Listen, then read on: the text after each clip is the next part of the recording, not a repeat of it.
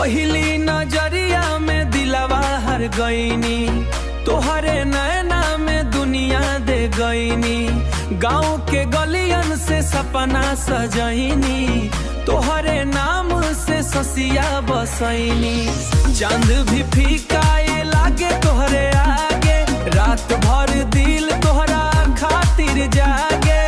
हंसी तोहार जैसे सावन के फुहार, झूले तू तो दिल हो जाए बेकरार।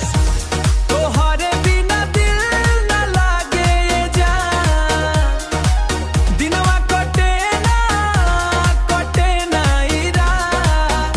तोहरे प्यार में हो गई दीवाना, तू ही हमर दुनिया, तू ही परान।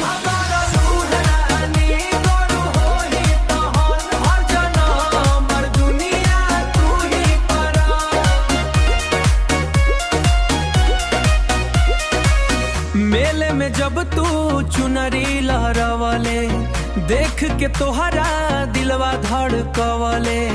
हाथ पकड़ के तू जब मुस्कइले, सुना जिंदगी में रंग भर गईले।